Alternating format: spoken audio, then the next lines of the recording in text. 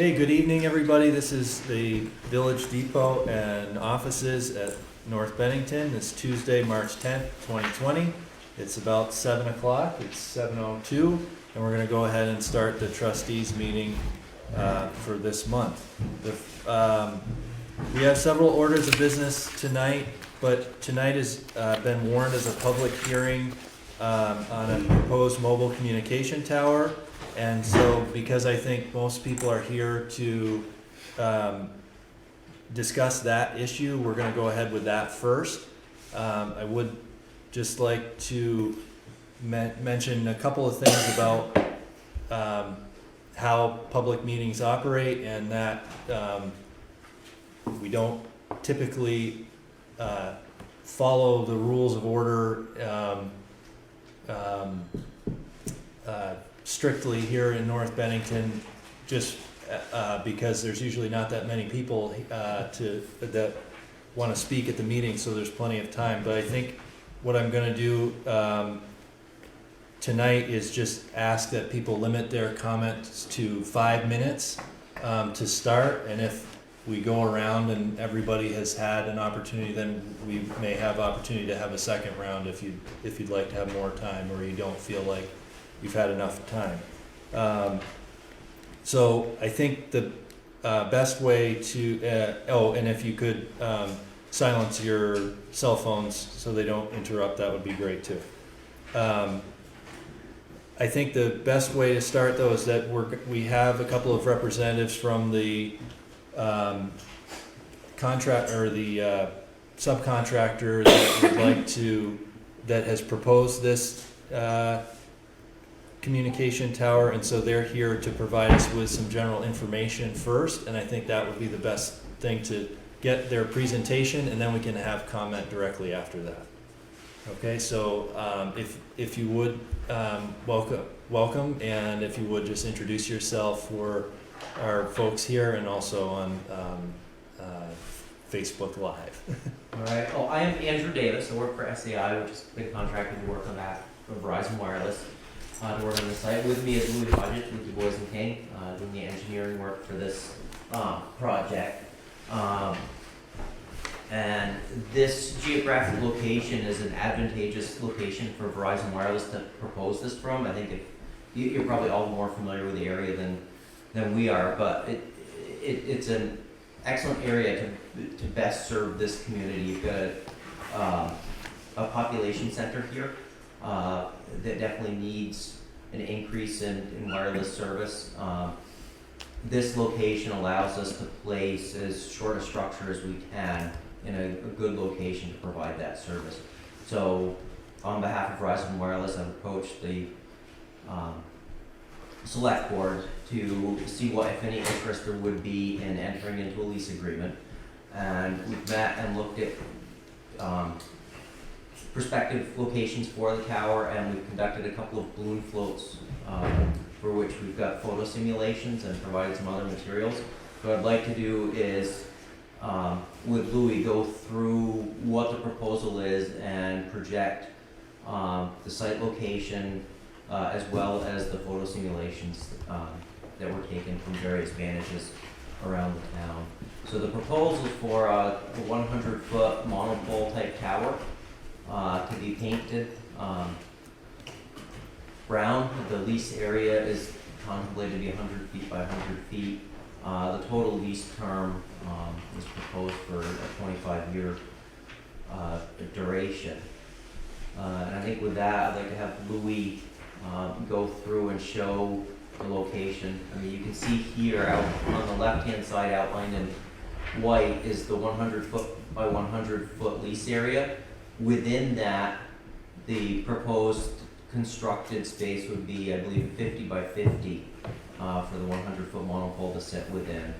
And that would be accessed via a non-exclusive access and utility easement, which you can see drawn in with an area for turning around.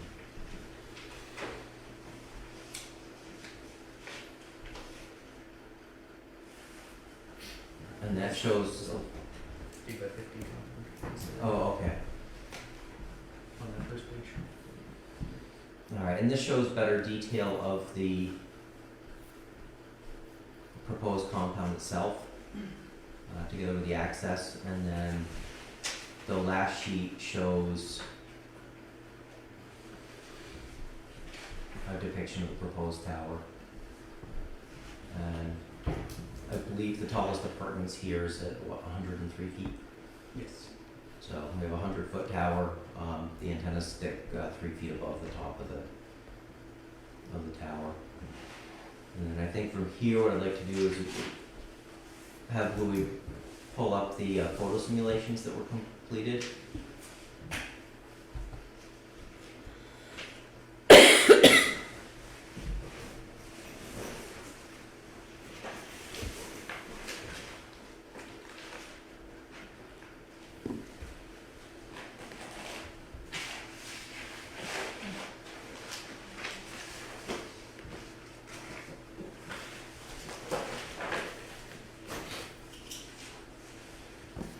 So back in January, we floated a series of balloons. I believe it was 3 balloons spaced at 10-foot increments to demonstrate the proposed tower location, and then I drove around North Bennington and took photos of the balloons at the proposed tower height. From various locations around town. These were done obviously in leaf-off condition because it was January, so it is generally the worst possible conditions for, well, the best possible conditions for viewing the tower, the worst possible conditions for screening the tower. The fairly dense and tree cover, so throughout the town, and the buildings do provide significant screening of the proposed tower. The project location specifically, there are 3 evergreen trees along the north edge that we intend to leave in place, which you'll see in several of the photos that actually do a fairly good job of screening. Additionally, trees in the foreground tend to block it fairly well. So these 5 locations that we produced photo simulations from were the 5 worst locations throughout town that I observed the tower from. How photo simulations work, in theory, well, in practice, when you're holding a 8.5 by 11 sheet of paper at about arm's length distance from you, that is what you see. When I project it up on the wall, this exaggerates the view of the towers. So, and then if I zoom in on the towers to show more detail, that would be like having a telescope in front of you. It is not what you would see if you're just walking around town. So, we'll just get into the views. This is the existing view from George Street. And then this is the proposed view from George Street. Again, the hedgerow between George Street and the cemetery provided a significant amount of screening. And in the summer months when the leaves are on the trees, it'll provide even more screening. It'll be very difficult to actually see the tower from most residences on George Street.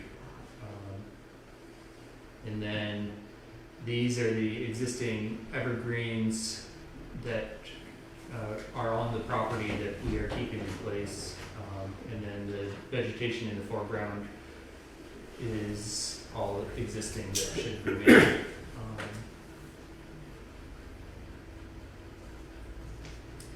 This view is from Bennington College. This is actually almost impossible to spot the tower from. This is the existing conditions. This is the proposed conditions. And if I really zoom in here, you see tower through the trees right here. Honestly, if I didn't know exactly where that was, I probably wouldn't be able to see it at all.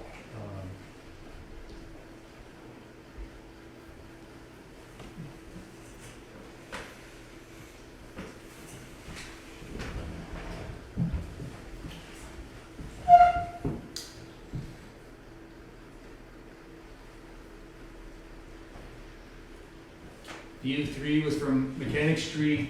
This is just a couple hundred yards west of the tower location. Again, the vegetation in the foreground provides fairly significant amount of screening, and then in leaf-on condition, the tower really would be very hard to spot.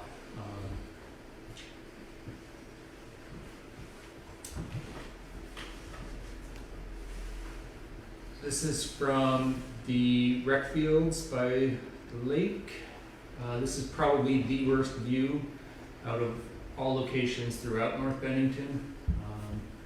It's pretty close proximity. Actually, as you step back a little bit further, there are spots where you can see a little bit more of the tower. And then this was up on Lake Drive. Again, in this view, you're fairly good distance away, so it's kind of small, and then it's backdropped in the background, so it kind of blends into the hillside.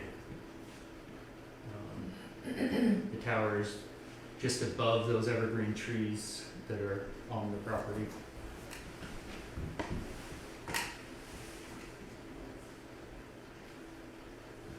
Those were the 5 views that we used. I had, as I said, I'd driven around almost every road within a 1 mile radius of the tower, of the proposed tower location. You get outside of 1 mile and it's really hard to spot the balloons, and it's really hard to spot the tower, typically. Probably bring up the plots and show the comparison before and after of each spectrum. So this proposed tower is designed to operate on 2 frequency bands, the 700 megahertz spectrum and the AWS spectrum, which is 2100 megahertz. Typically, the 700 is general broad-based communications. It has a fairly reasonable footprint for coverage, and the 2100 megahertz spectrum is more for data transfer. It has faster transfer speeds, but the amount of coverage it produces is reduced, or the coverage footprint is reduced.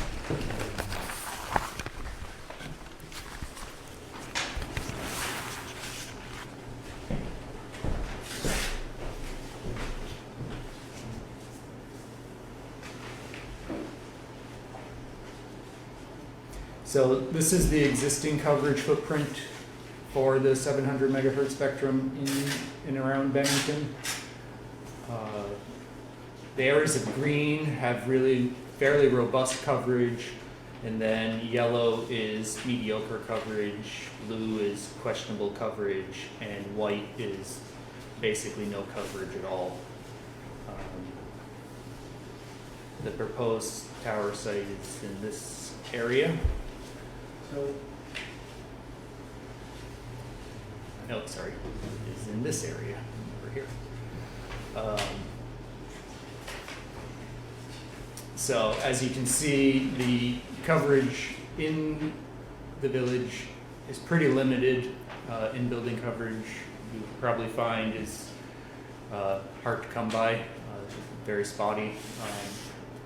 And then with the proposed installation, this footprint becomes considerably larger.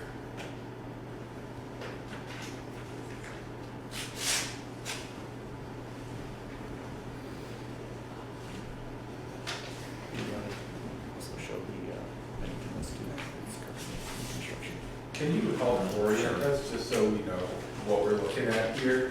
I mean, where are those other towers placed around town? Can you give some kind of general example?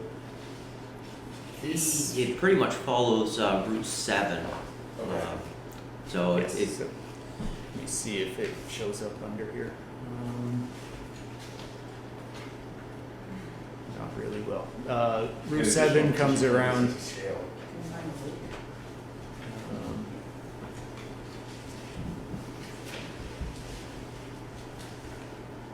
That's North Bennington. This is.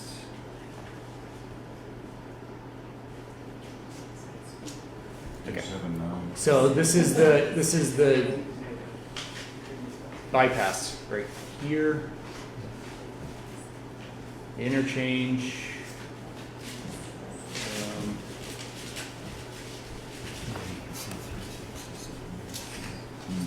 270.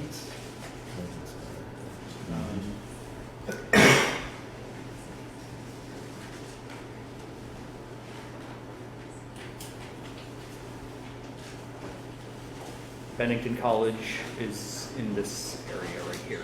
Okay.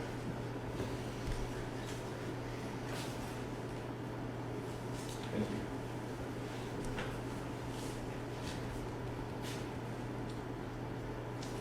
Could you circle the current North Bennington coverage and then what you're proposing would happen?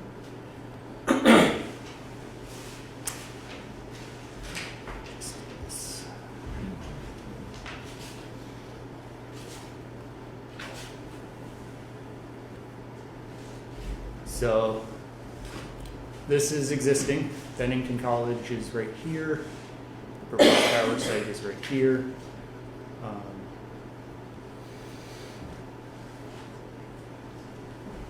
Can you superimpose that map on the map of the village though? I do not have it.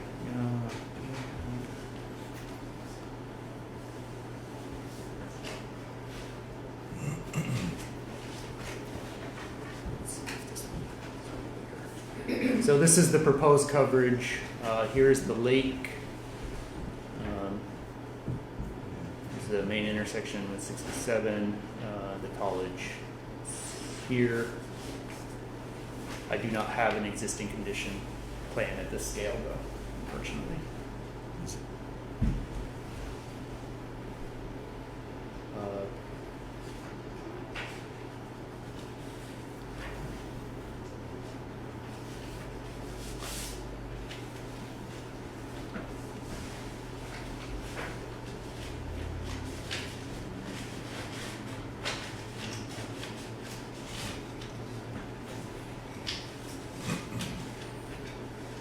This is Harton Hill Road up here, just as a reference. I believe under the existing conditions plan, that's fairly limited coverage. I would say this is probably the upper end of where the proposed tower provides overlapping coverage with the other towers that we have in the area.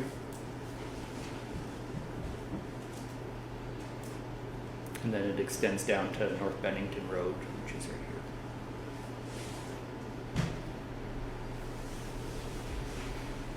And there is, Thank you, Louis. so.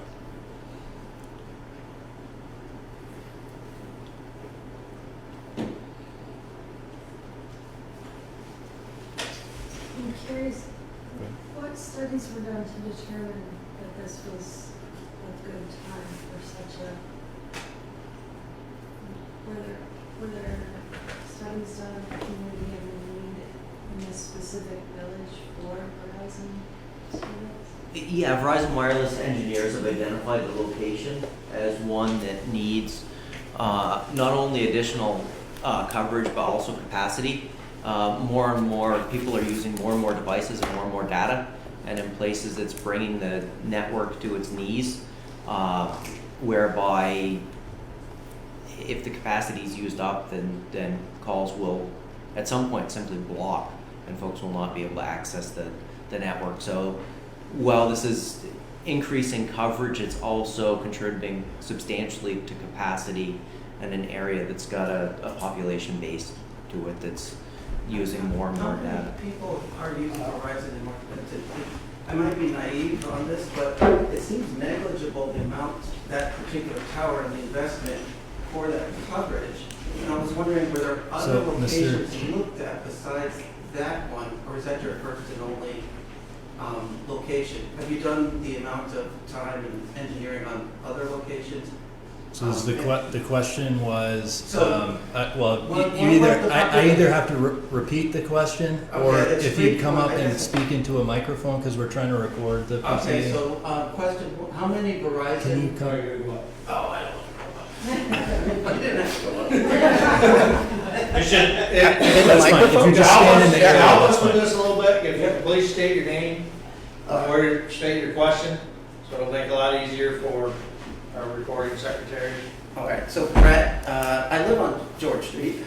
So I guess the first question is, and again, I might be naive on reading this, but it seemed the coverage was negligible from the map. I was wondering, were there other locations that you looked at, that Verizon looked at, or is this the first one with the primary amount of study and design work done for this? Or do you have other eggs in your basket? So I guess that's the question, kind of dovetailed on that.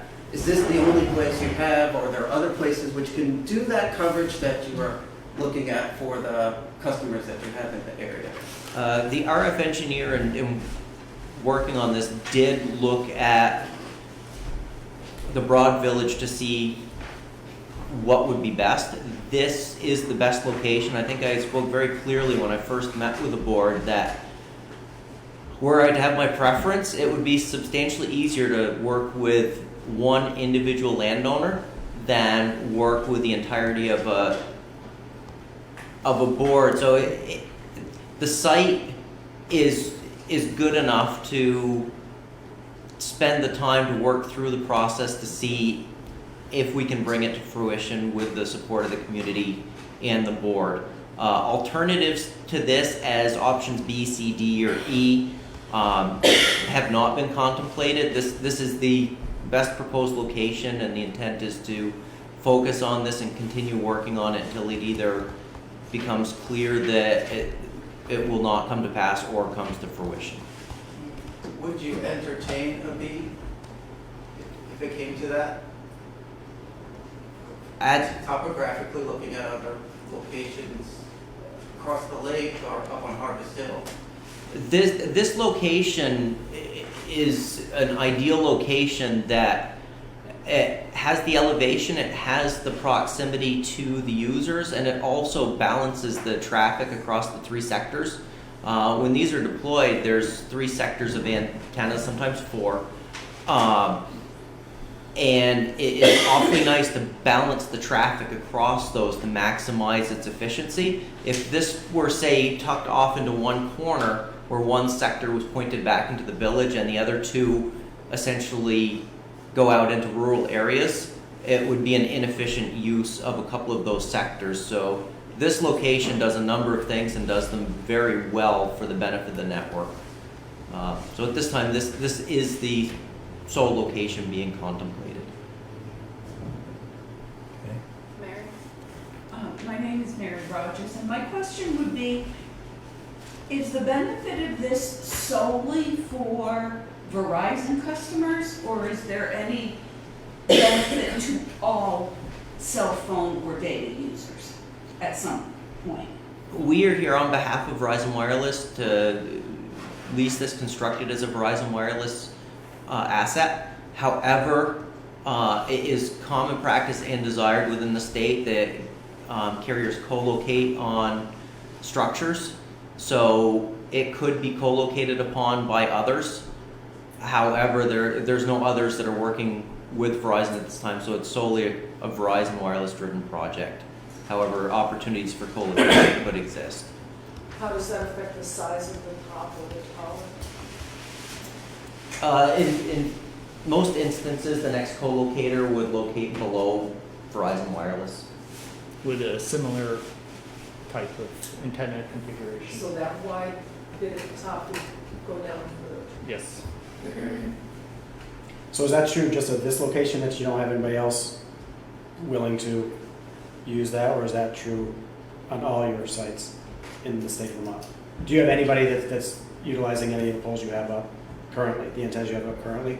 Oh, Other users? throughout the state, much of the wireless infrastructure has multiple carriers upon it. At some point, it is fairly common for carriers to end up on the same towers. The carriers work back and forth with agreements and co-locate on structures. It really takes, when an engineer from one of the carriers determines that they have a need and that there's an available structure, and to the extent that it meets the need, then a co-location will often occur. Now, do you guys proactively go out and seek other companies? Do you put it out there that we are now located in North Bennington, say, at this location? Do you actively market trying to get other carriers to cohabitate? Or is that not practice? I'm just curious. No, generally what will happen is they will recognize that there's an asset available in an area that they have a need. And to the extent that it fits their need, then it works out. Sometimes it doesn't. So there's places where you'll see co-location, and the carrier's on the same assets throughout. And then there's other places where the networks differ a little bit, and they may have differing needs based on how they addressed the need initially. Do you inform the village if you're going to add more co-location stuff to the top of your tower? Or is that something that you guys can unilaterally do without any input from us? Well, where we stand today is this is a proposal that's with the board, and I think we're seeking kind of conceptual approval to move forward with an agreement. Some of that language could be left to be determined based on the board's input and further discussion. I'm anticipating that in all likelihood, modifications of that nature would require some degree of consent. I just want to point out that the map that you showed is very outdated. It doesn't show my property. I'm the adjacent landowner to the town property, just present. And my father's house is completely missing in the topographical map. And also your photos of the tower and the different viewpoints don't show a view from Upper Mechanic Street or elsewhere, only further back by North Street. So do you have a picture of what it would look like from further up the road? Up this road? Upper Mechanic Street, yeah, so go downward to the west. Let's see. Go to this map. So this is the Public Works garage Right, and it's not showing the house right there. right here. That's the. This is the main house, and there's another house Yeah. now right here, Even closer to, yeah, right in here. so your proposed tower is very close to that. Yes. And I don't understand, I have the land to the right of the cemetery, and your picture was from George Street itself. What happens when you move towards the cemetery? What happens to that Exactly the then? same thing. If you're back in there. Fonda, is this is your, That's my studio, Yeah. and then the whole green place behind it, and it goes down to the lake. yep. I would say that the views are not significantly different from the ones that I took on George Street. You're more than welcome to come down to my house. Take that picture again, because I'm at the end of George Street, and we have very clear view, so I drove the entirety of George Street, you took the and I took the photo from, I believe, right here, or right here. I'm yeah, trying to well, remember. Yeah, that's it. This, I felt, of the entirety of George Street, I felt this was the worst view I had of the tower itself. From the street though. From the street, Not from someone's not from backyard. individual houses. I'm a private person. I don't impose on people and walk on people's property uninvited. So all my viewpoints are from public rights of way. The photo simulations are meant to show an approximation of what the tower is going to be like. It is not an all-encompassing map showing every possible view throughout the village. So. It's hard to make a decision based on an approximation. Will there be blinking light or any kind of light at the top of the tower? No, the towers are not illuminated. At 100 feet, I believe the limit is anything under 200 unless it's in a flight path does not need to be lit. So. Just an FYI, the tower on Mount Anthony is no longer lit which is in the flight path of the airport. And it was a new national rule that they didn't have to do that because of which did change kind of the look. It was nice not to have that blinking red light. I had driven, to answer the original question, I had driven down Mechanic Street. I had driven down Madison Road. I had driven down Overley Road. I had driven down Corey Acres. The views were either negligible or more limited than the view on George Street, which is why we did not produce additional photo simulations on this end of town.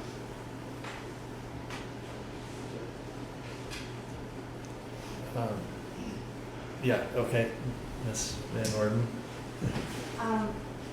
Are there towers in existence now that are shorter than this? And does it have to look like that? So the I've two, seen some of the communities where they dress them up a little, Right. it's kind of high. so the two questions are, does it have to be this tall, or is there a possibility of it being shorter? I'm assuming not taller, and can it be disguised in some way, as some have? I mean, we know that is a possibility, but is that being considered in this case? The initial balloon float assisted us in identifying one of the shortest heights that would work for this location. So this has been looked at to try to select the shortest height that would serve the objectives. Through the zoning process with the PUC, we could propose up to a 140-foot tower and be within the same process, but we've taken the initiative to find the tower height that would be shortest to serve the Verizon Wireless's need for the area. As far as creative work, probably the most logical thing that could be contemplated, there are monopines, the pine tree type towers. That could be something. It would be worth contemplating. Would it help how this looks or not? There's a number of instances where painting them brown, they blend in incredibly well. That being said, we've got quite a number of monopines that blend in well also. And unfortunately, that's one of those things, everybody gets to be their own aesthetics expert. And folks might not agree on which way to do the monopine. To have it maintain the typical like tapered shape of a pine, there's an additional 7 feet of height that's required. Otherwise, it ends up being a flat top, and you're adding mass to it. So you're adding something extra to look at. Well, if done well, it could blend in well because it would blend in with the pines.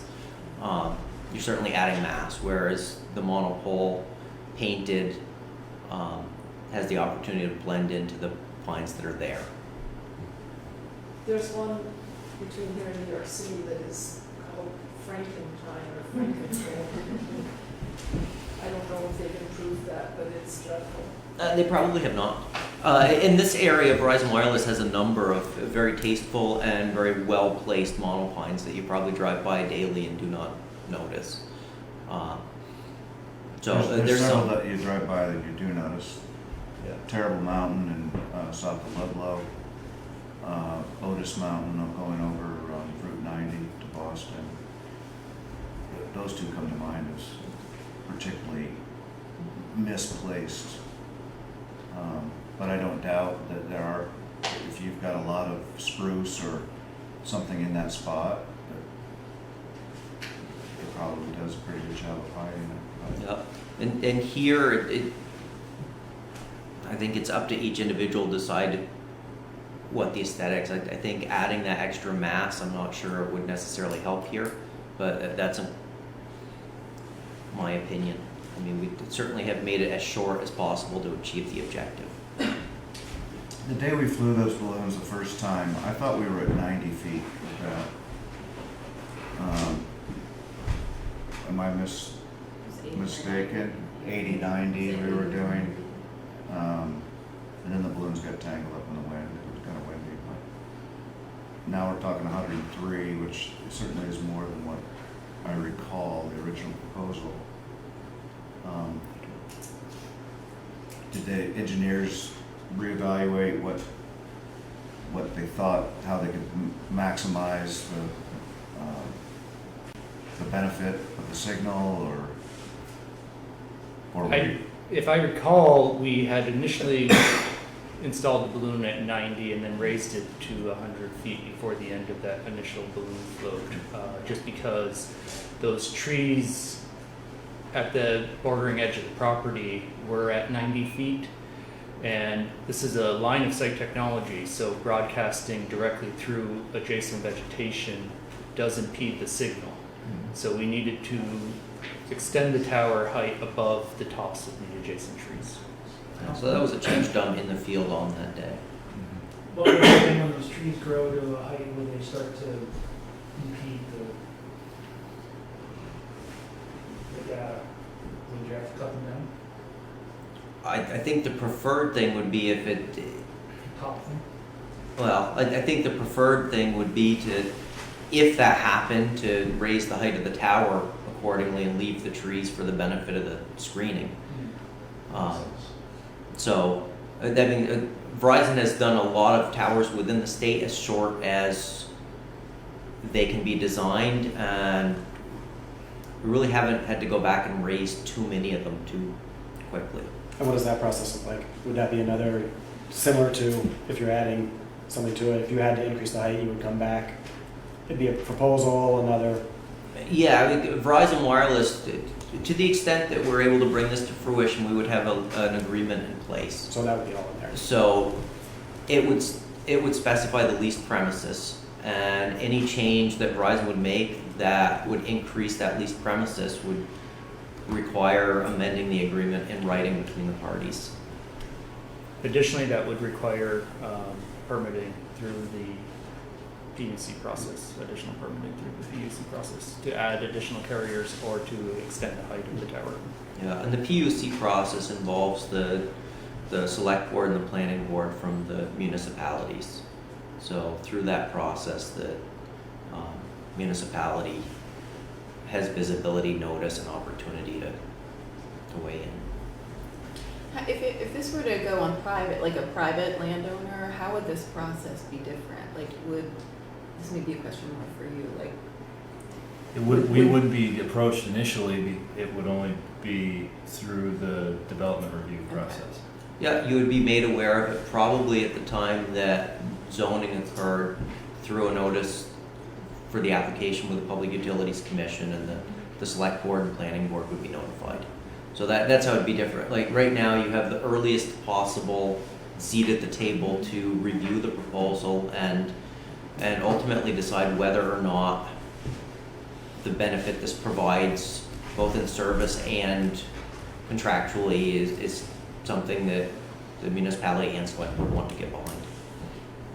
I'm still a little bit foggy on that benefit. I mean, again, we spoke about this, but I don't know, does anybody, who here has Verizon? Okay, so 4, 5, quarter of the people? Yeah. Is there anybody here who wants to speak in support of the tower because of their current cellular. I'm not a citizen, or not a, I don't live in, I got you. can I speak? Do you use your cell phone in North Bennington, sir? Oh, God. Then I think you have a right to speak that. So this is Art Whitman. Whitman's Feed Store has paid Yeah. taxes to North Bennington for Yeah. over 50 years, and I have a business which is at the end of the freight house, okay? As a business person, communication is absolutely essential. I mean, our trucks now have Bluetooth, so they can talk while they're driving, or else they use their headphones. Customers, the farmers out in the fields have cell phones, and they talk to us to place their orders and all that sort of stuff. It's absolutely essential that we have better coverage than what we got. We have dead spots all over the place. You're talking, and all of a sudden you can't communicate. I gotta call you back later and all that sort of stuff. One thing that I don't know if you realize is that Verizon has a system that tracks every one of my trucks. I mean, I have to buy a transponder that puts it in the truck. I get a text when a driver is speeding. At the end of the month, I get this printout of every state, every mile, every state that the trucks went into, because we have to pay a fuel tax on the fuel we burn in each of the states. This is absolutely essential that for business people to have this kind of service, okay? A few years ago, I was privileged to go to South Africa. In South Africa, you think as being behind, they don't even have landlines. Everybody has a cell phone. We went out into the bush where the tribal chief that lives in a hut with as many wives cooking on an open fire has a cell phone being charged with a little solar panel on the end of the pole. We are so far behind when it comes to cell coverage, it's pathetic.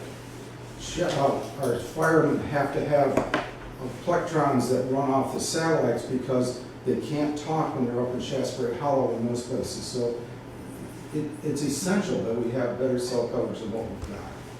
And I applaud the North Bennington Department for at least considering it, okay? Thank you. Did they ever approach you when you still owned Whitman's about putting one on the top of the tower? They did. They did. What were the technical problems with that?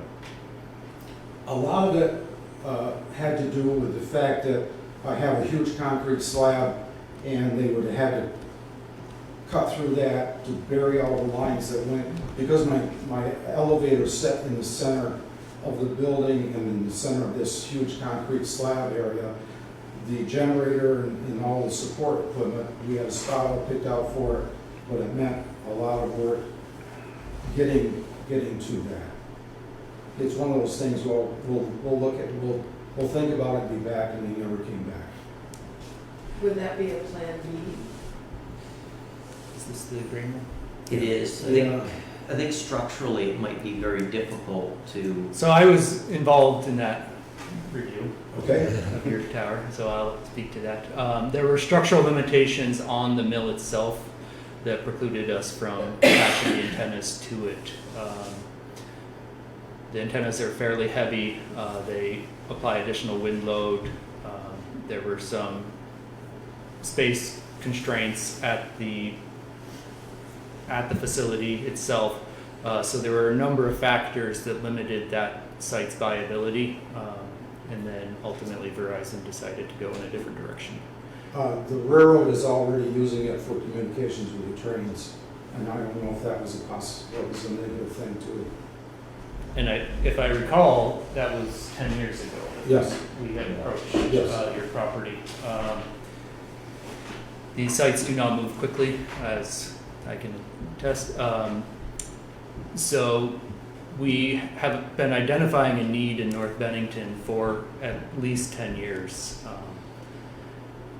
There have been multiple locations that have been looked at and considered, but this was the preferred location that met the needs and objectives of the design. It seems that the land is higher up at the college, and there's some fields where you could potentially put this, and it wouldn't be it wouldn't be like right near where there's like kids playing and stuff.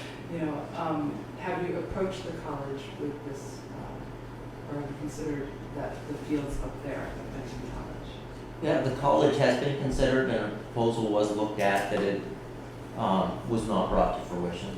Why? There was the college decided that they did not want to support that location. There was a proposal for it to be at the top of the hill behind, there's the stone building at the very crest of the hill. Gems. Behind that, so. What were the right reasons though? I think I would want to go back and look at the specifics and not try to work off the top of my head from a number of years back. But at the end of the day, they rejected considering that further.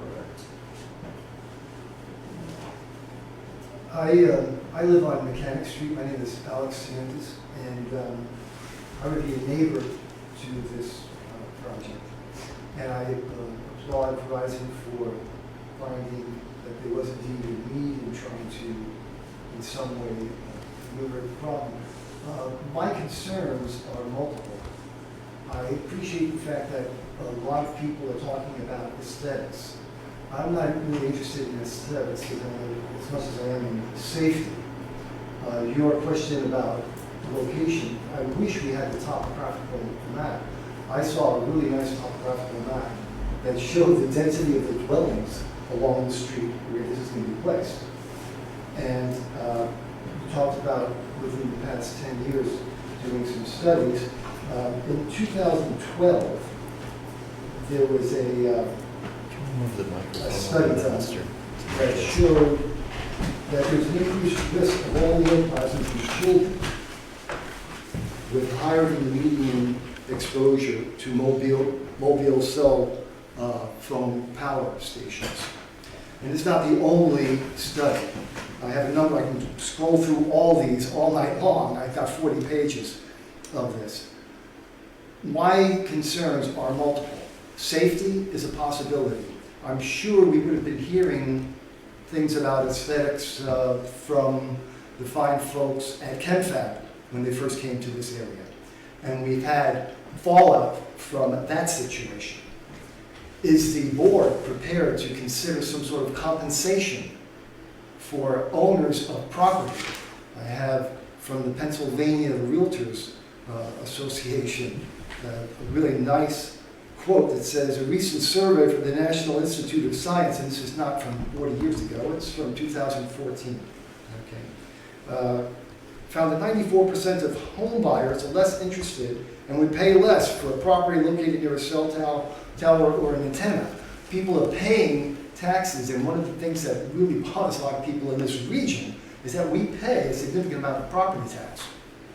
And people are always looking for property tax relief. That's one of the reasons why an options tax was considered by the Bennington Select Board.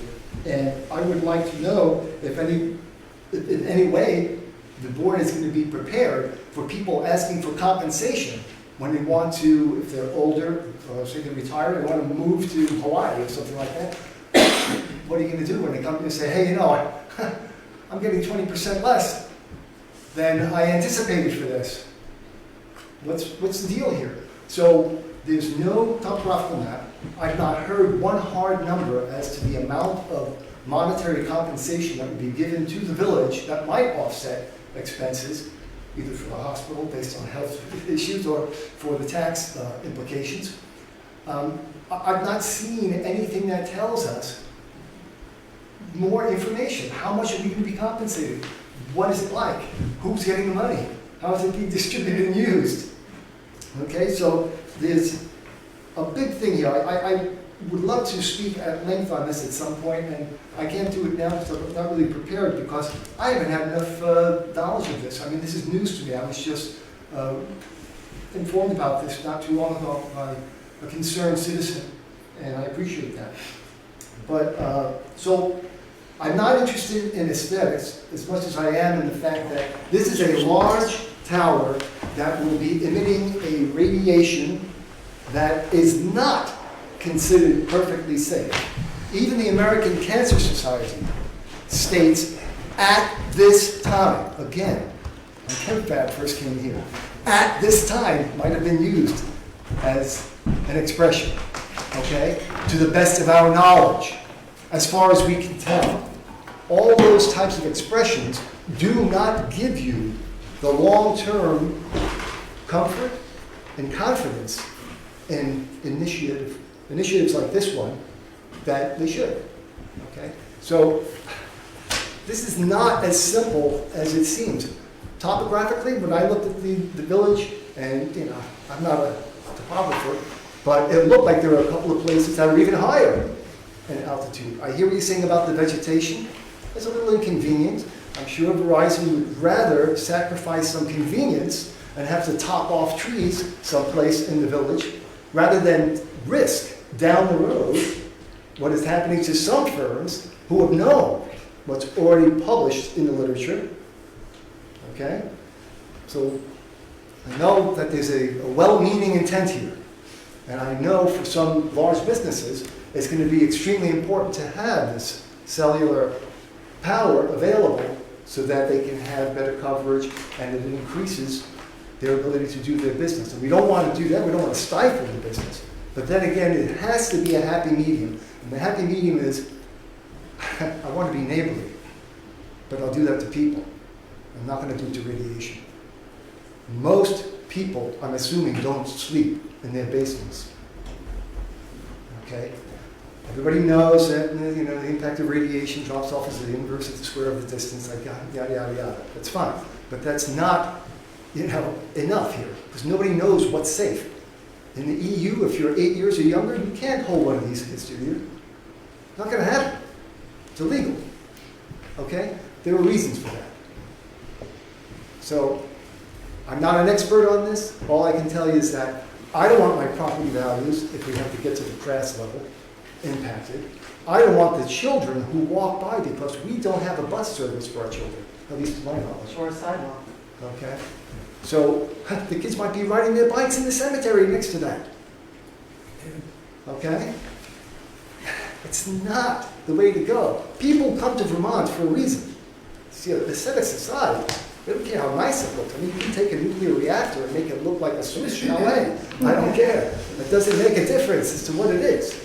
Okay, so you have to be aware of the fact that the implications here go beyond mere aesthetics and giving people efficiency, coverage, and convenience. It is not convenient when you have to deal with a health issue that's either hormonal, okay, an infertility thing. I mean, these are all the things that have been documented in studies that this type of radiation seems to have a negative impact on. So I would ask for people to be cautious with regard to this.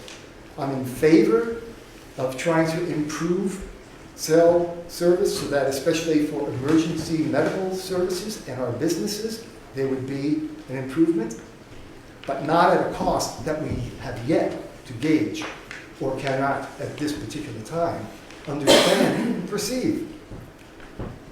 I mean, it's not rocket science, but I would say, if you're going to put that phone tower someplace, get it away from people. Get it away from the citizens of this town. Yeah. Put it on an elevated area. Clear what you have to clear. You know, you're talking saws. Okay, it cuts down stuff. And they do it all the time. I burn wood. I've done it myself. Okay, so please consider that. And thank you for. I probably went over 5 minutes, so forgive me. Well-winded. Thank you. I'd just like to speak to a few things. One, there's not anybody on this board who's had anything but complete neutrality with this. I mean, I don't want that, like, and the other thing is, it was, I think, November perhaps when we had the first warning or even earlier than that. It was the 1st of October that we started to warn this. So, there's only so much we can do to notify the people, but all of this has been this contractor coming to us saying we'd like to do this. There's been some numbers thrown around in terms of what the compensation would be for the village. I don't know that I can speak to that, but I will say that I find it insignificant. with respect to really what it provides the village. And so that's certainly not an incentive for me to do it. And finally, we have an opportunity. We tried to do this a month ago. I don't know exactly what happened, but you guys didn't show up, or we got our signals crossed or something. No, we still had materials in process to submit. Okay, I see. So this is what's supposed to happen, is for people to come and say, you know, I need this in the abstract anyway, you know, somehow I need this service for my business. And for the people who are somewhere saying, well, that's fine, I get that. Are the, you know, what are the other options? I think they've expressed that at this point they don't have other plans, and that's not my problem or anybody's. It's just we need to hear those voices of the people that live near there, people that do desire to have the service. We're just here to Facilitate. hear it, and as I said, personally, the compensation part doesn't mean anything to me. It's not going to affect your tax dollars in any sort of positive way for those who are interested in that part of it. So, Thank you so much for clarification, and I don't want you to think that I thought the esteemed board was biased one way or the other. That was not my intent. If I gave that impression, that was not. I just want to make that clear. But I will say, that with regard to the warning that was mentioned, I went to the website of the village this morning, just to find out what time this meeting was at. And I'm pretty bad when it comes to navigation on that stuff anyway. I couldn't figure out what was going on at what time. I had to go back. It's important for us to clarify something about the website that we call the village website. I did a search too for this meeting to send to others, and I couldn't find it. Well, I don't know. Yeah, that's not you, you know, maybe. It is on there, and it is under the fund for North Bennington, Well, because that is our website, and that's why it's so confusing. We get that. And I think John. No, it's not our website, and that's the important part to make, is that it is yet to be the website of record, because there's important legal implications of that for small towns, and so I don't know to what degree we collectively had tried to coordinate with the fund for general information, but ultimately we're meeting the standards of meeting laws by posting and warning in papers. There needs to be a change in that, but we don't currently have a means of officially electronically, I don't believe, disseminating this information.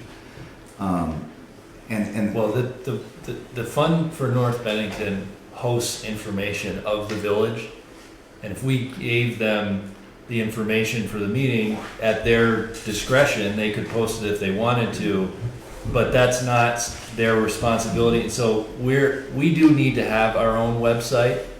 That's not something that every small town has, but we've recognized that that is a need that we, and I don't think that's going to be a controversial issue to have a good working website. And so that is definitely on the top of our priority list to try to get done this year, is to have an official website for the village so that people can go to it and get information in an official way, as opposed to a website that hosts information of ours as opposed to our website. If that, Did you put a notice in the post office? There is. yeah, there was one The there and library, the here. banner. Okay, so it was, For the public hearing last month as well, that no one attended, that was also posted, in all those places, the usual places, banner. I worry when everybody assumes that everybody goes to websites and uses the computer all the time. Well, no, one doesn't preclude the other. I really think that we will continue to do physical, I think we'll be required by law to continue that physical notices, but people do have to look for them. That's You why know- I was glad that I was approached by the Banner reporter, and this was a larger story in the paper, because I knew that that would Yeah. at least get more information out there, so I was glad that they were willing to write that article. Can we go back to, I was gonna say, to be fair to these guys, we should probably get back on track. Yeah, is there any further comment? So Yeah, I'm, sure. go ahead. I'm just thinking, so I agree with everything that's been said, including your request, or I think we can all agree that perhaps we could use a tower, but it's just the location that's really of concern. Also, what you brought up about the health concerns, it just seems very risky. I tried to do all the research I could. I don't know much about all this, but what I found out is that the regulations that are governing the safety of the radio frequency are so outdated. Like, all those regulations were put in place in 1996 from what I found. And correct me if I'm wrong, but it hasn't been reassessed since. And we keep getting more and more iterations of, is it 4G, is it 5G, what is it? What does it emit? What are the health implications? So my only thought is if we can get it in a place where it's not directly right under everybody, you know, maybe that would be a safer, more compassionate way to go about it, and be less risky down the road if anything were to. Will this new tower be compatible with 5G? This is being designed and constructed as a 4G asset. It is not contemplated as a 5G resource. That being said, those things could change if engineering decided in the future, but it's not even being looked at in that light at this time. And Verizon Wireless is obligated to comply with FCC regulations as they are today, or as they may change in the future. Well, I think we saw a map of current service, which does cover North Bennington. It was just on the low end, right? It was like, and there may have been, and it was what he said, it was spotty service, you know. So these signals are being emitted currently, and what they're proposing is an increase in the level, which you're suggesting that we maybe don't have good enough information about what that emission does. That shows the village and shows Shaftesbury, the part of Shaftesbury that's clearly affected, and where the tower is relative to that, and where the improvement is relative to that.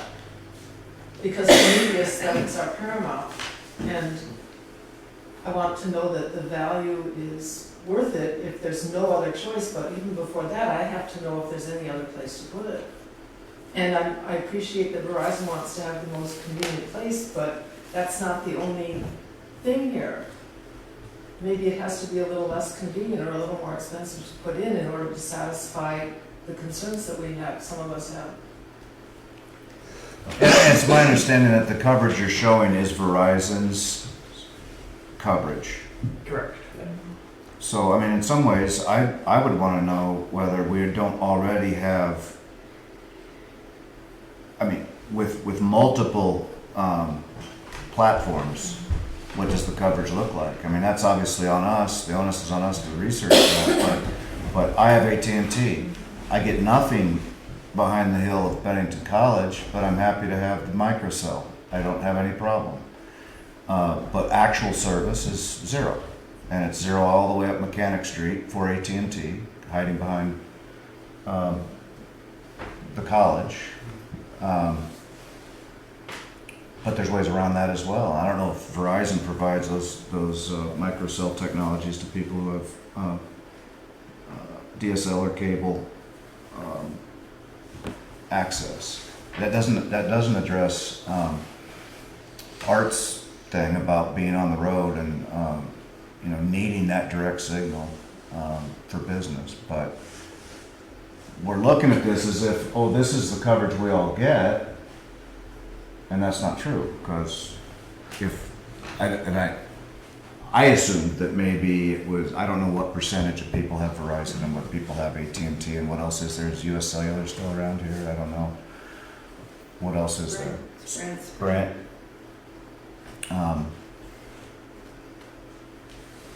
So So people who are in areas that don't have coverage under one carrier might well be able to have a different carrier that's giving them coverage because their tower is located in a slightly different place, and that, I don't know enough about that. So in terms of this meeting and the purpose of this meeting, it's been warned to try to provide information and answer questions on the subject. There is a second meeting that's warned for next month, our next monthly meeting, which is gonna be April 7th Yes. at 7 o'clock.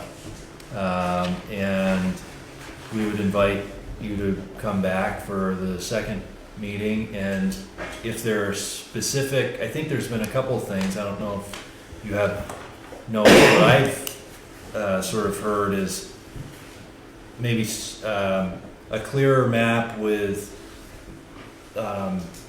a better idea of placement, that you can see, maybe you can see the roads through, is You'll that? have to float the balloon again and retake pictures then, if you don't have them, of these different, from her place, from my place, from his place, more views of what it will actually look like. You'll have to float another balloon to do that, won't you? So maybe, so is there a request to do another balloon float, like maybe for a longer period of How time? else so do we that know people what could- it would look like? Well, I think one of the issues that they were saying is that they can't go onto private property and take photos. So if we knew that a balloon was floating, you could look at it from your own property. Or alternatively, you could invite somebody onto your property to take a picture from your property. I think any number of us on Mechanic Street would invite you onto our Yeah. property. Yeah. Okay. As I said, with the photo simulations, from the public right of way, the views that I provided are the worst possible views that I observed. So, But we're talking about all the rest of the property that isn't on the public right of way. And I don't know how to find out on my own whether there are actually other places to put this, but that it might cost Verizon more. Well, there's an infinite number of places in theory that it could go. I mean, this happens to be a very practical and good location to achieve the objectives.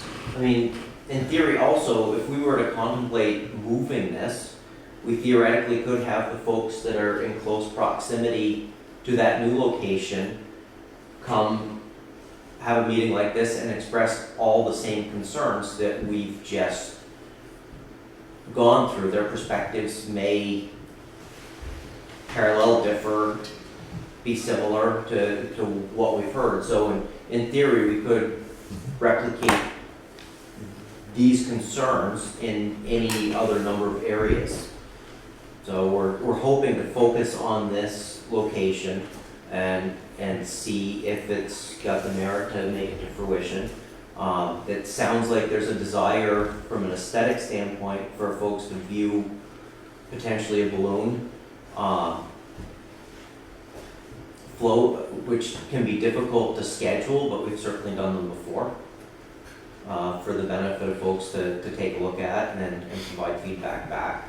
So if that's a request that had been presented to the board could certainly in turn request that. I wish to respectfully disagree, sir. I hear where you're coming from, but the point I was trying to make earlier is that by looking at the topographical map of the village, there's a vast expanse on the western border, okay? You look at the dwellings on the map. This is not LA, we're not sprawled. We're going to be concentrated. And then there's going to be sparse locations of dwellings as we go off the main drags, so to speak, here. And so what I'm saying is that looking at topography and altitude, yes, it may involve some topping off or even significant clearing, but if it means getting a cell phone tower that enables data and communication and enhanced emergency response without placing this source of radiation, which is what it is. It doesn't work by, water turbine. It's doing some things. And we want to put it as far away from dwellings as possible. And there are numerous locations, I'm sure, that we'd be able to find on topographical map. Just put it up and you'll see. It's not like we're, you know, I think concentrated, it's not Tokyo. I'm certain that they've looked at all those prime, optimal, highest locations, and I agree with you that I would rather see it, you know, the highest point in North Bennington is in the Mile Around Woods, or behind there, in the land that's owned by the Nature Conservancy, but I doubt that's an option because it's quarter mile or more from any power source. You know, I always would like to think they could come up with something within these steeples, you know, or those are in populated areas as well. So you say there's an infinite number of spots.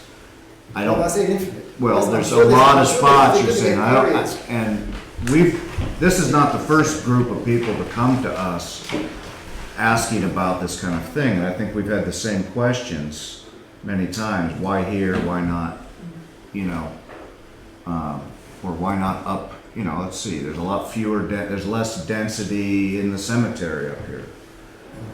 You know, that's pretty high up. But I think this gentleman's point is valid. Okay, so now there's a neighborhood there.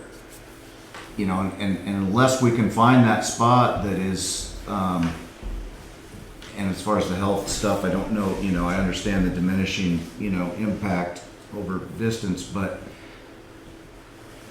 I'm not, I having thought about it quite a bit, and also being involved with a pretty large tower on top of Mount Anthony with the organization I'm involved with, which I think is an ideal kind of situation because there's really very low human density there. But I'm not sure there are a whole lot of spots.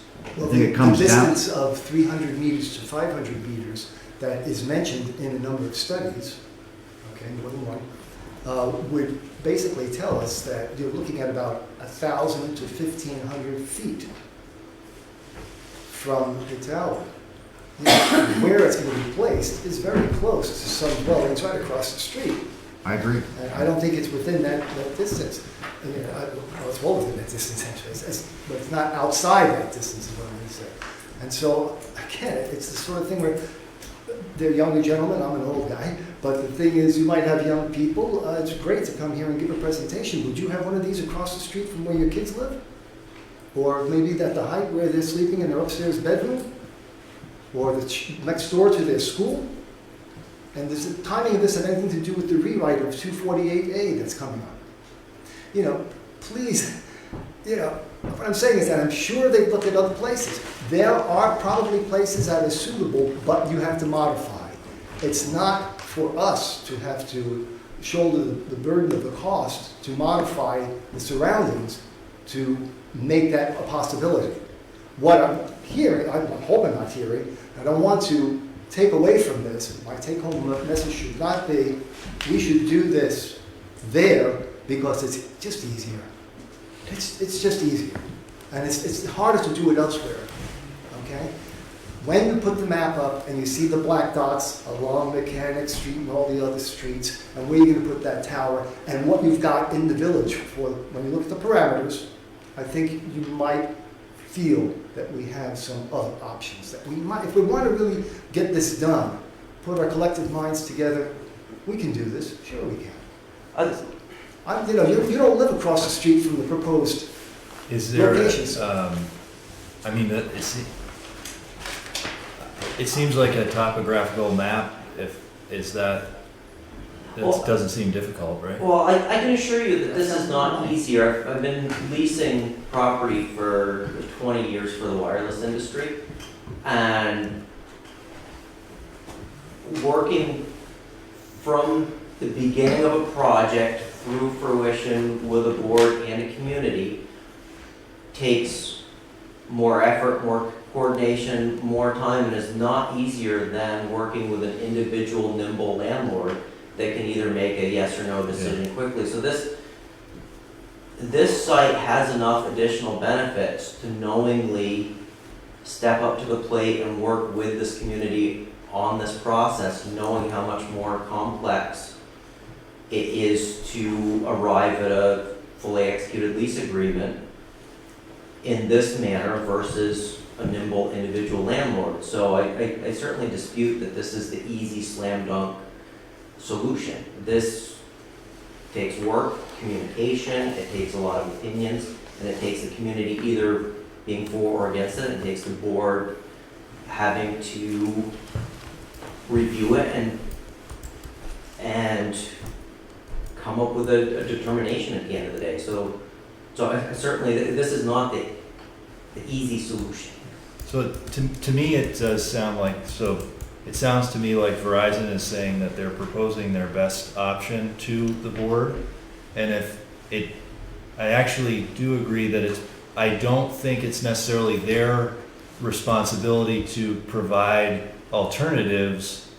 If others would like to present the board with alternatives, then we could say, well, Verizon really didn't do their due diligence then, because there's plenty of other spots that they could have chose and they didn't. So we can't trust that they're making us a fair proposal here. But that's the nature of a proposal being proposed, and it's not a situation where I think the board should say, well, what about these other locations? Because that is they're not proposing other locations, so if they're proposing this one. So if we say no, then they could go to another location, or if somebody else says there'd be another great location over here, and we said, well, maybe we should say no, so that they'll consider that location. But I don't know if it's their responsibility necessarily to say, we're going to bring in a map and show you all the other locations that we should. Thank you. Well, So so we could you consider that clarify for us information. what the process would be then? In other words, this is the first meeting. Right, so There'll be there's a another second meeting then next there'll be a month. third meeting, and then how is the decision made? Who makes the decision? So next month is the second meeting, which we're required to have 2 public meetings before we as a board make a decision on whether to accept a contract.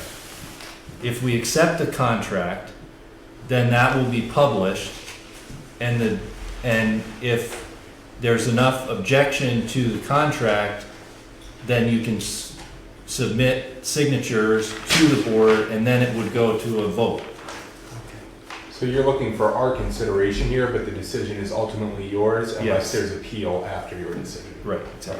And the signatures would be for a vote, or signatures would be just to lobby the board? I'm No, not the sure. signatures would be for a Petition? town-wide vote. So how many signatures are required for a town-wide vote?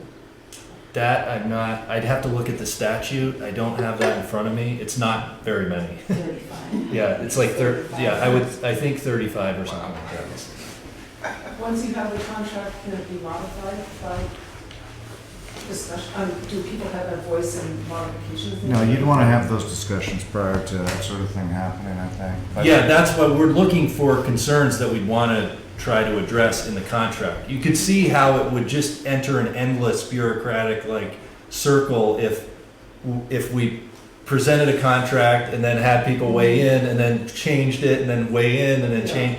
So we want to try to finalize a contract and then approve it, and then if there's substantial, disagreement with that enough to put it to a vote, then we would.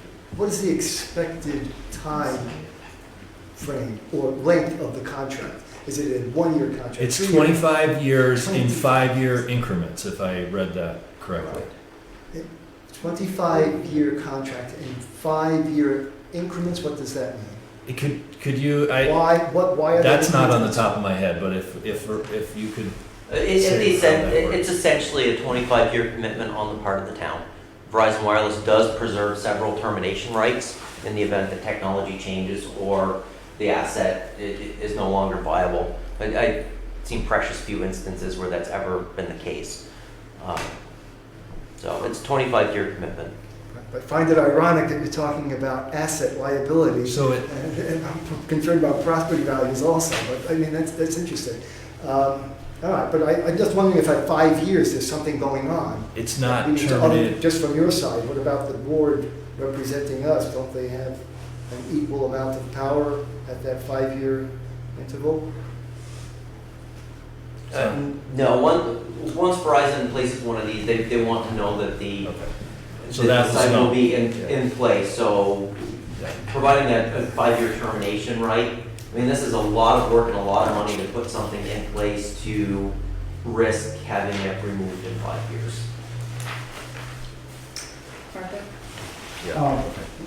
Are you familiar with the communication union districts that all the different towns have been voting to become part of? Is North Bennington one of those, or are you under Bennington's umbrella? We're under Bennington as the town. I think that's a town level thing, and it was on the ballot Shasbury was. for us as part of the town of Bennington, and it passed. Right. I think you should be looking at that, because if you become part of that, a lot of the things that we're talking about are kind of like superseded. It's a lot like the solar panels used to go before the town zoning board, and neighbors could complain and say no and all that sort of stuff. Now, as long as you're putting the solar panels the right amount of setback from property lines, you can't stop it, because the state realizes the importance of energy. If you read, I haven't read it, but I have heard some concern that if you become part of this union, that also applies. Well, the federal government, as I understand, as I recall back, it's already taken away a lot of local input into this. And this is why, the only reason that these fellows are, from my perspective, are really doing this extra work is because they're talking about doing it on land owned by all of us, right? They could negotiate a deal with an individual landowner. They could not, this new legislation wouldn't allow them to do on town property without our input, but they could do quite a lot on private property. That's right. Without our input. And so that's something else everybody should just be aware of, that, we could just send these guys home tonight, and, they could rework their proposal to be across the street from the town garage. They would not be in favor.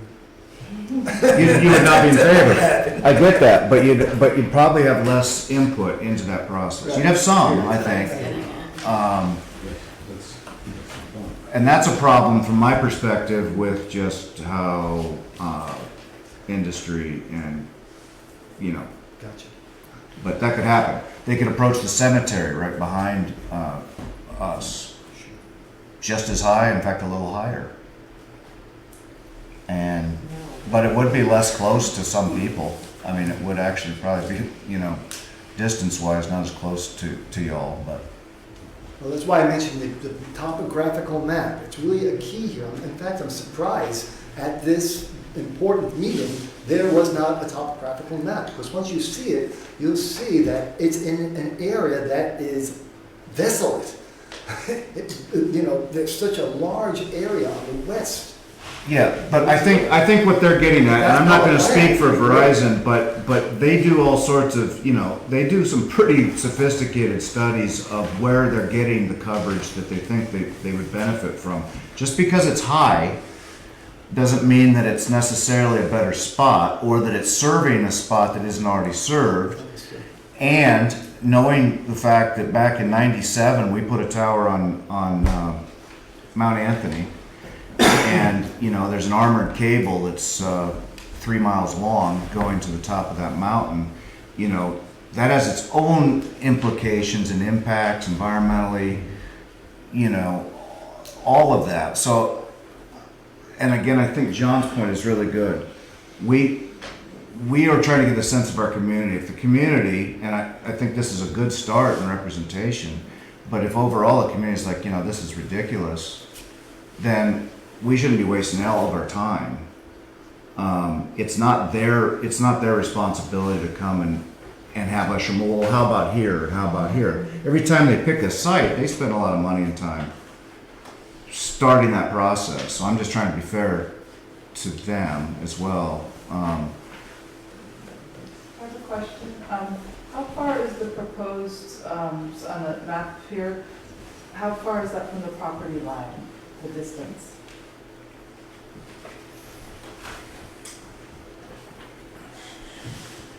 I presume that they set the setbacks to at least meet current zoning, but I don't.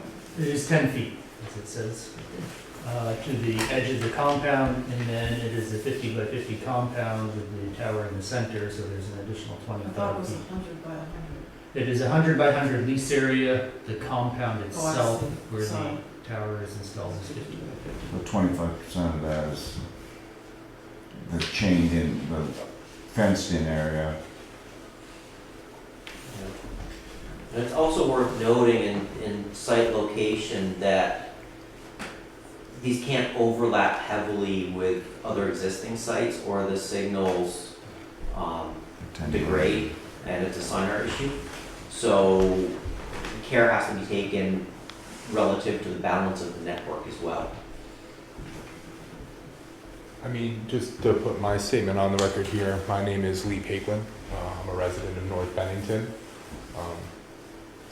Just like anything else, this is a cost benefit. Obviously, there would be some real benefit to this, to business, to people coming to the community, to people who would hopefully come to the community and get better cell service as tourists and find reason to want to be here. I mean, there's benefit to that too, making sure that people coming through town can use their phone and find where they're going. But I think my biggest concern as a member of the community, besides the aesthetic, is the fact that we have a lot of young children that will literally live in the shadow of this. And I don't say that in some figurative way. I mean, if this fell over, it would hit a number of homes that have young children in them. And the radiation risk is the number one concern I have, being a parent of young children as well. So I know it's not easy to sit here and have a whole town of people tell you that they don't like the work you've done. And I understand that this is a really good location. I would hate to see that the quality of our service degrades to a point where we no longer have cell service. The pragmatic reality is that I'm sure every one of us has a cell phone here, and we would all be pretty upset if we couldn't use it. But what it really comes down to for me is I am concerned about the health and safety of my children and the children in the immediate area for the simple unknown. And a lot of times these unknowns end up being a known that has a potentially really harmful consequence. I am also concerned as a property owner that literally if this fell over, it would land in my property, or just short of it, that this would significantly impact the value of my property. My property is the single most valuable asset I have, and it would be a real financial hit if we went to go sell our place and realized that there was a substantial decrease to that value. I would like to just add, for numbers, there are about 30 children up on Mechanic on George, an infant and a toddler, right in that vicinity, just to give some specifics to. Well, make that 2 infants and toddlers. All right, 2 more. So, And to emphasize that younger tissue is much more sensitive and much more vulnerable to deleterious effects of not just radiation, but also environmental chemical hazards and stuff like that. So it does make an awful lot of sense to argue against it on that one basis. And the other thing is, applaud the individuals from Verizon for coming down to do this. But as any good corporation would, and they've already alluded to Plan B, I'm sure they're going to Plan C, I would heartily recommend that at least Plan B and Plan C be trotted out for us to look at as well. It would be great. I mean, you're asking for approval of Plan A. I'd like to see Plan B and Plan C. Let's give us, give us a chance to give us some feedback, especially if you get that topographical map that I was looking at that had the black dots for the dwellings, and you can see that there may be places that may not be perfect, okay? But I find it hard to believe that that has to be the place, otherwise there would be no Plan B, or there would be no Plan C. Contingency plans have to be there for a reason. And the reason is, if this doesn't fly, does that mean we're not gonna have any cell tower anywhere in the village? Well, to be clear, it was never mentioned that there were other plans alluded to. I think it was very clearly stated that this is the solution that's being presented and this is the focal point, and that alternatives are not being considered until such time that this either comes to fruition or the wheels fall off. No, but that's the alluding to the backup plan, right there, what you just said, that's what I'm saying. Well, the backup plan is that we will have to start from scratch and find a new location. We have no location identified as an And in alternative. your vast experience as a professional in this field, you never thought that there might be this type of feedback? You We're not even can, please vocal. direct, We're you just can direct talking about comments to the board, Okay. if that's Do you think that the fine folks from Verizon would at least consider the fact that there might be some opposition as experienced in other communities with the same values and the same concerns that are being expressed this evening? And that with that in mind, at least consider, wait a minute, why do we have to do this right here? Are they aware of the fact that we have no bus service and the children walk by this? Are they not aware of the fact that if you have dwellings right where the project is, and we know that property values can be adversely affected, when you place something like this where dwellings are not present, you don't have as much impact on the value of those dwellings. Thank you. I have a question. What sorts of wind speeds is the tower designed to withstand? Like, at what, let's say, miles an hour, or what? The tower is designed to meet the International Building Code. I believe there are wind speed maps throughout the country. Wind speeds, I cannot say off the top of my head what they are in the town of Bennington. I believe that they're in the 90-mile-an-hour range.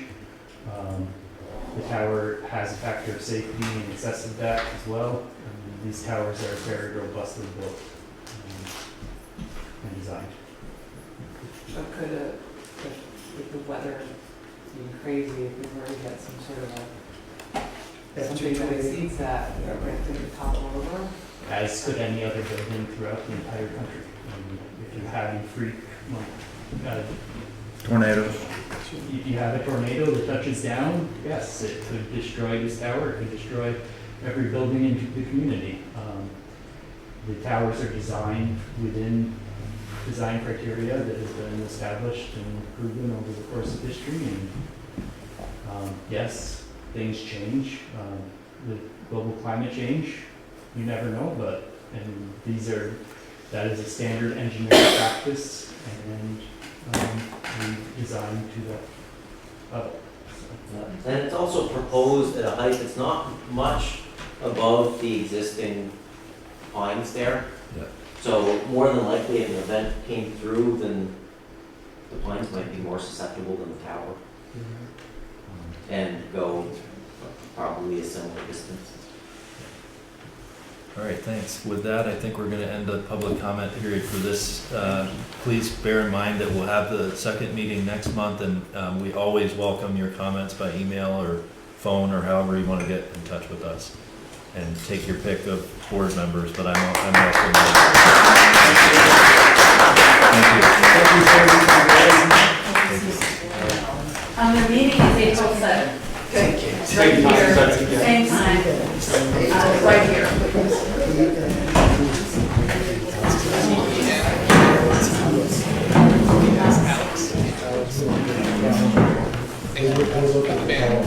Does anybody need to take a quick break? Okay, we're gonna take a 2-minute break.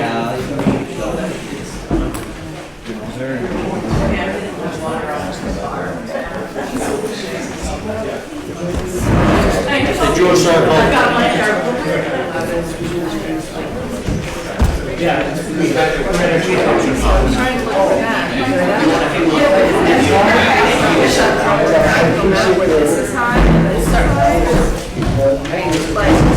This is obviously what.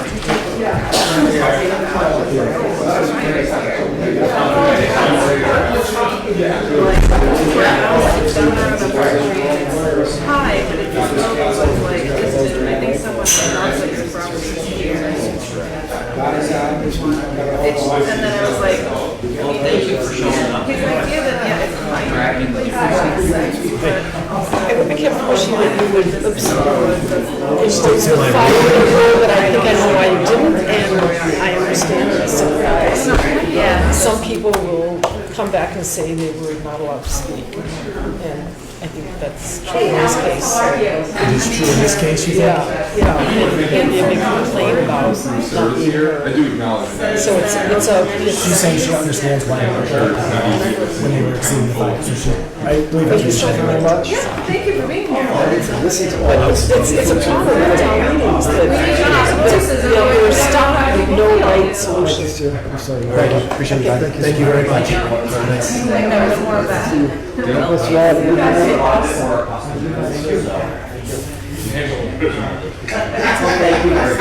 Excuse us, folks, this meeting's not over. We gotta keep going. That's okay. Outside, all you want. We still got this. Yes, absolutely. All right, we're gonna get out of here. Thank you very much. Thank you, guys. Thank you. Thank you for your time. Safe travels. Thank you. Opinion on much. We'll see you next Outside month. my property. Yep. Okay, we're going to continue on with regular business. Did the board have an opportunity to review the minutes Yes. from the February meeting? And without objection, we'll approve the corrected minutes. There was one correction that the clerk sent out. I hear no objection, so all those in favor indicate by saying aye. Aye. And there's none opposed. The monthly warrant and payment of the bills. Any questions on either of those items? Just the 3 in a row, just quick ones. Procom Services, R.I. Baker rather, and Reynolds, there were 3 in a row. Procom. Three different. These are 3 different, but they're on the warrant, they were 3 in a row, so I assume. Program is our radio. Okay. People, new radio in the truck. We had 3 or 4 things with all our trucks that broke, and you got to pay for the guy to get here. So we waited till it was here to do the new truck, and then we did them all. Perfect. Ripco, Yeah. All right, Baker. That's some pothole patch. I bet it's like $1,000. Okay. Yep, 8 What's 5. the other one? And the Reynolds and Son? I'd have to see the invoice. I can tell you what it is. Here, hold on, let me see if I can. 428. 42801. Yeah, I'm just trying to see if that, because sometimes Reynolds is actually under the fire department. Okay. And I'm trying to Because see. there were a couple other things for the fire department too, that I know this one could be.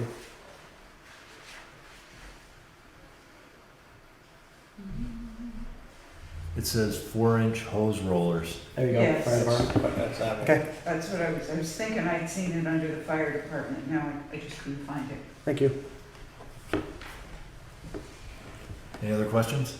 I make a motion to accept the warrant. I'll second. Okay. All those in favor? Aye. Aye. None opposed. And the monthly bills, payroll, that's in the amount of $7,760.38. I'll Any make a motion questions? to approve. Motion's been Second. made. Second. All those in favor? Aye. None opposed. So we'll go ahead and sign those.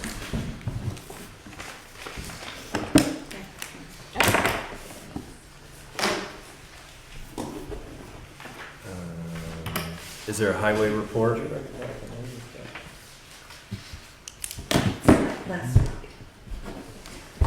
Is there a report from highway?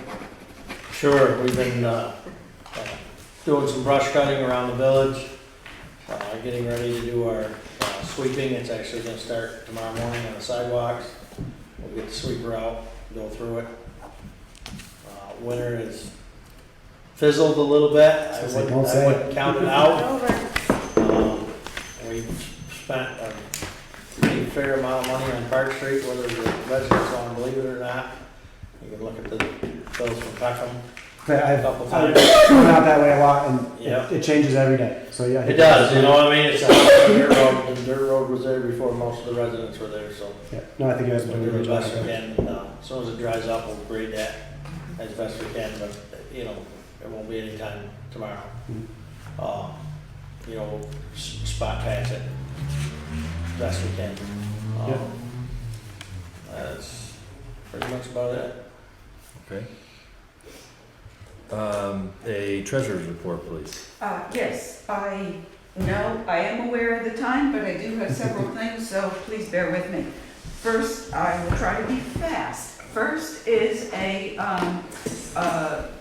amendment to the note that we have, the line of credit for the for the water project, which you did.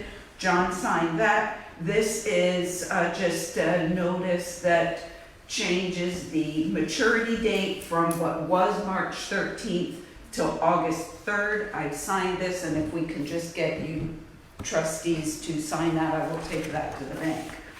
And we'll probably have that closed before then, but give us a little bit of time to get that work done. Another thing is, do we know where Max is with what he finished? He has my only file and my complete file on the project. Okay. I will find him. He was gonna make a report. I don't think he's done additional hours, so I'll suggest maybe the next And maybe meeting if there's a time, he's got my phone number, Yeah. maybe he can meet me and I can just make for me. certain I It might know make that sense that's the for us project. to just all meet Yes. with him, and then we Okay. can find out where he is. All right, that Yeah, would be and set great. that up. That would be great, because I'll pick up where he left off, and I do thank him. Thanks, for Norm. his- He did a great job. I will be hopefully meeting with Steve Love this week or next week to go over some adjusting entries that he had on his preliminary audit, and we'll have the 2016 audit in hand. My hope is to have that in hand for the village meeting, and then we'll be starting with the 2019 that was just engaged recently. We got an insurance check of $6,500 that Norm put together a bill for, and that was for some damage that was done to a tree and curbing, et cetera, et cetera. I mentioned that because, yeah, I just got that check, so we will have, I think we should, there was $700 included in that for a tree that was damaged. So we had already paid the tree committee for that.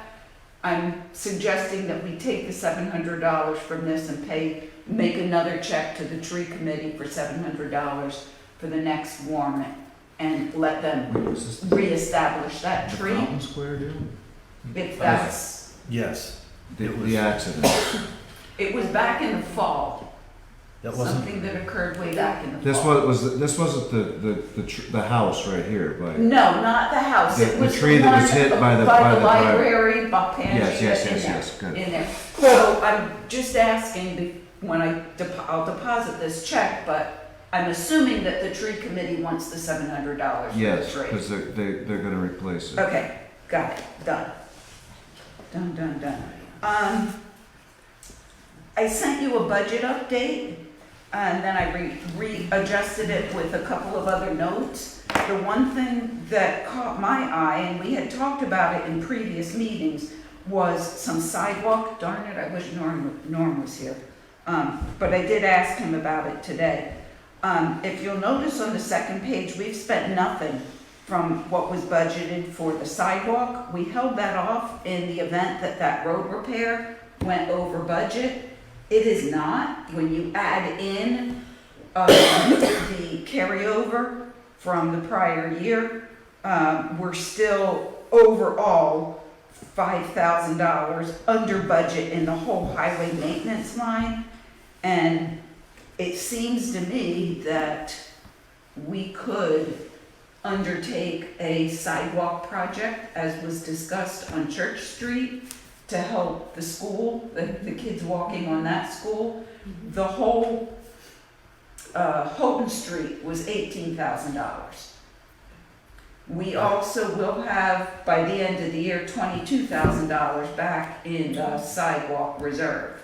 Not suggesting we use it all, but there's a possibility of doing some sidewalk project I for the thought we betterment. talked about Bank Street being our first priority on sidewalk.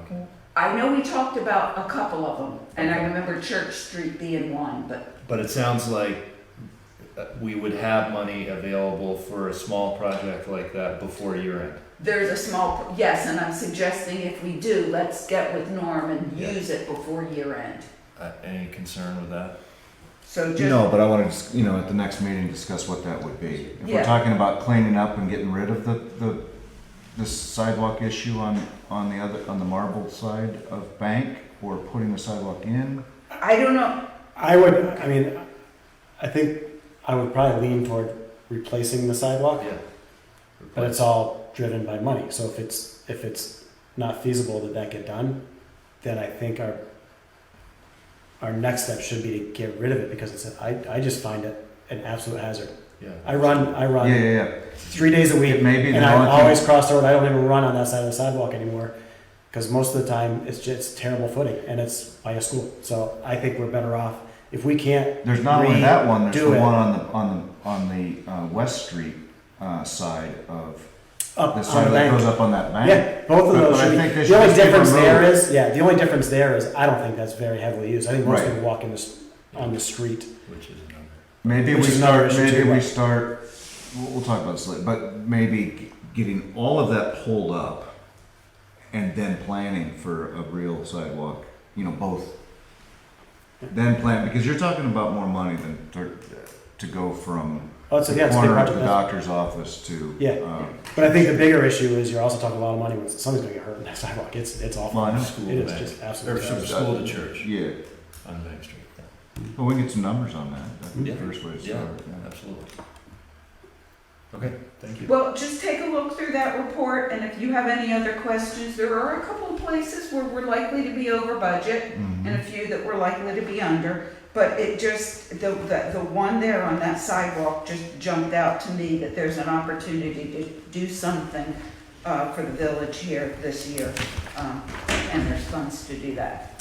My last thing is that I am still hoping that the trustees will either put on this agenda or set up a separate meeting to review that book of proposed policies that I gave you all, so that we could have that signed off before the end of this fiscal year, because we will have a federal audit next year. We will, because of the water thing.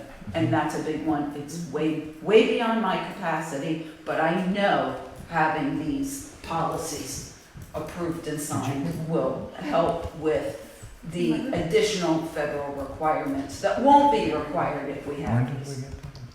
Like 6 months ago. When did we get those? November. Yeah, it was November. like the Christmas present. He might have missed the meeting. I might have been gone. that meeting. I gave it to you the next meeting. You were gone that Okay. meeting. You have it. All right. Well, So what is in the file. action, Thank you, what's another the meeting. proposed action on this? I would Approval? like to review the contents as to why it's important. There are a few things, if you Yep. read that first memo, that would have to, the trustees would have to, set. There are, a few limits within policies, et cetera. There are a few things that, I'm sure many of those things I think we already do, but they're just not codified. Mhm. Do you want to schedule an hour before I would the love meeting to. next month? Yes, Okay, so I'll 6 bring- o'clock, yes, okay. and whoever can Can make make it. There's it. no Yep. majority required, we just No, gonna, that I would be just our want to opportunity to explain review. what this is in case there are questions, let you know some of the nuances about April what 7th. these would do. And that's obviously open, Yeah. it's still open to the public, obviously, but it's not a business meeting, but if anybody has interest in a policy reference manual, Now, I will say this, Take it if to the 10. next meeting is also going to be like this, It may well be. is it going to be too long to do this an hour before and then have a 2-hour meeting? When would you like to have these I'm- policies in place? I want them done, oh, pardon me. No, I think if if someone has a problem with that, they should voice the problem, otherwise I think we should just go ahead with it. If they don't wanna come because they think it's gonna be too long, or if you wanna object, I know he's not objecting. I'll bring something very Let's just do it, if you can't make it, you can't make It'll be it, the but best meeting for the new person. That's right. Bring somebody in. Okay, okay, so that'll be. thank you, I 6 appreciate o'clock. that. And that's it. Okay. Thank you. In that same sort of area, one of the items for discussion tonight was changes to the employee manual. We had talked last year about adding Martin Luther King Day and Town Meeting Day as paid holidays. That needs to be added to the actual employee manual though, and not just sort of approved on a as asked for basis. So if that's something the board would like to change, I think we can. Yeah, so we can do it, We can unilaterally, basically it's do our, that. it's our Yeah. manual, so, yeah. That does apply to all town employees, which I think is interpreted to include water department as well, so. It does, they follow this manual for the They most fo- part. Just so that we know what we're voting on.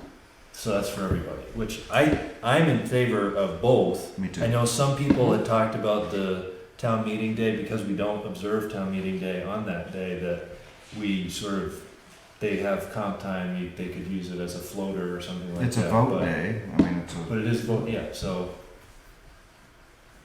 So a state holiday. right, what are we talking, It's a which state day holiday. is town meeting day? the first Tuesday of March. The first, so not the village meet, No. not the village. No, town of Bennington Meeting meets. day. It's the The vote. vote. It's just The the first Okay. Tuesday of March is recognized that it's a state holiday, it's town meeting. So I can go ahead and amend page 15 of the manual, which it's on page 15 of the manual. Is there a motion? So moved. Second. Oh, okay, so is there any objection to that? No? All those in favor? Aye. Okay, so that's been changed, Mark, that might be your last official act. so indicated. I'll make a motion to close the meeting. Not Not right yet. now, though. Wasn't sure if I'm going, 'cause I saw something. Yeah, okay, go ahead. Oh, and just quickly, regarding parks, I was approached by the YMCA, Bennington Rec Center. They're just interested in using Welling Field for their spring. They obviously can't use their fields because they're under construction right now. So they were hoping to use Welling Field. The dates are April 14th through June 4th. It's Tuesday and Thursday. It's 5:30 to 6:30 p.m. It's for 3 to 6 year olds. So there's no. I told them we don't manicure those fields. They're not sport ready, but they said they just need the space. So I said I didn't see any issue with that whatsoever. With that, I would bring it up to the board and make sure that there were no conflicts. It wouldn't interfere with any maintenance. They're all It's beyond properly, maintenance they're all day. properly insured, I presume. Yep. So I will be there tomorrow morning, and I'll just tell them that there are no objections to the board, and I'll see if any normal paperwork they usually do for that, and bring it your way. Thank you. We have a DRB meeting next month. It's exciting. Okay, so there's something scheduled. What's on the agenda? Amy Buckley's Bakery at 23 Main Street, which I'm not sure where that is. Yep. But when I Googled it, it was in the middle of the park.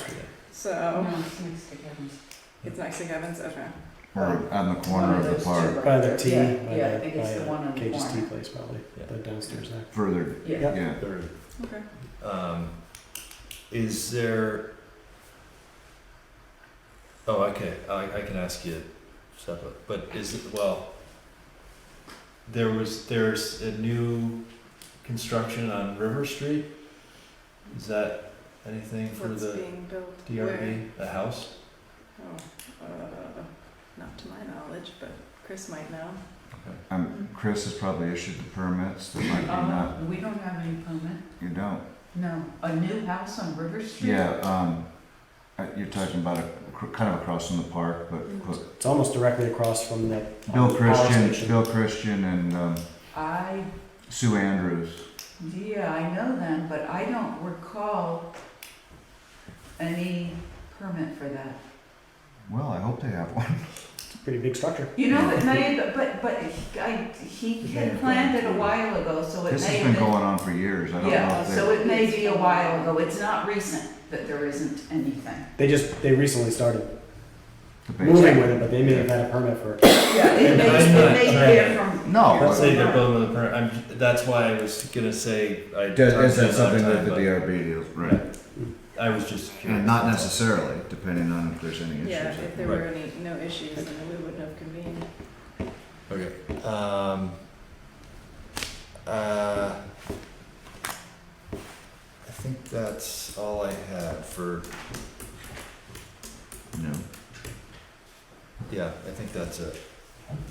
Any old business or executive session necessary? Do we want an emergency management? Oh, I did want to, I didn't speak at the beginning of the meeting when everybody was in here, which I probably should have, but just wanted to assure folks in North Bennington that, you know, obviously with the COVID-19 situation here, we're looking at that and making sure that we're addressing any policy issues that we need to.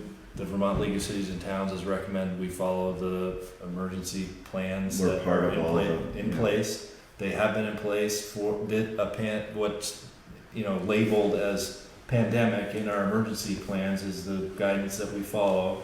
The real concern that gets raised in that situation is excessive absenteeism, they call it, which is that if a lot of people can't show up to work, what's your plan? And so it does lay that out in our emergency plan as to sort of how we would deal with that, but I think that essentially, if folks have questions, to go to the Department of Health website really is the main source of information for everything concerning this, and we would encourage you to look at that, and also just, I mean, as you've been reminded 1,000 times, you know, over the last 24 hours, I'm sure use your common sense and precautions for illnesses, which is, you know, washing hands and coughing in your sleeve and staying home. So it's not like we're saying if people need to stay home, including our employees, they need to do that. That's the advice, and to, you know, do it out of an abundance of caution so that we don't have further occurrences, and we're certainly, yeah.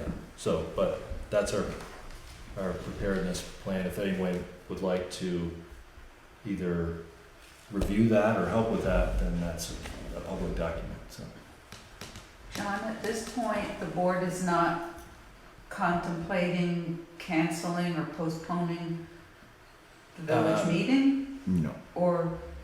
Right, so you'd want, I would say, given the turnout for this meeting, you'd want to just make sure to keep an eye on the notice for the next meeting.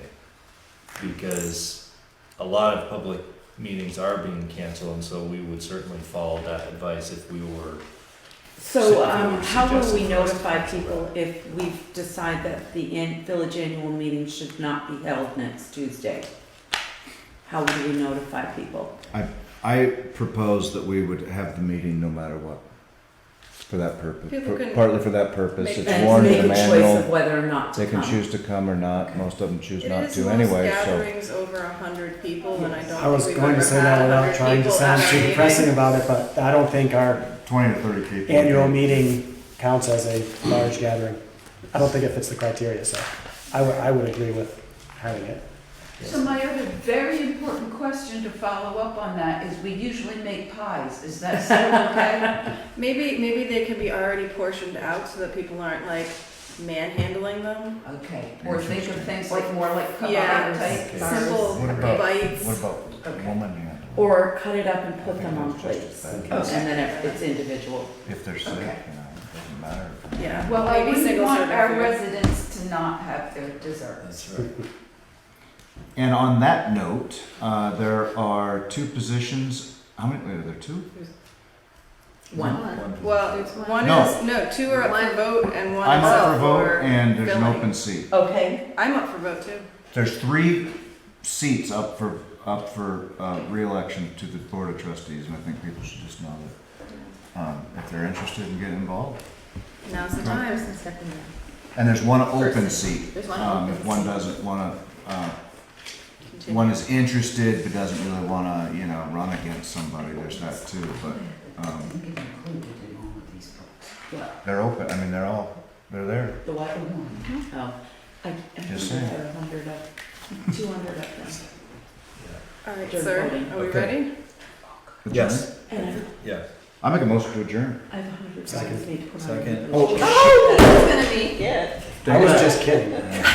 I'm okay. I seconded can it. always That's change. okay. You seconded it, which is That's even the official. last. All those in favor? Aye. Aye.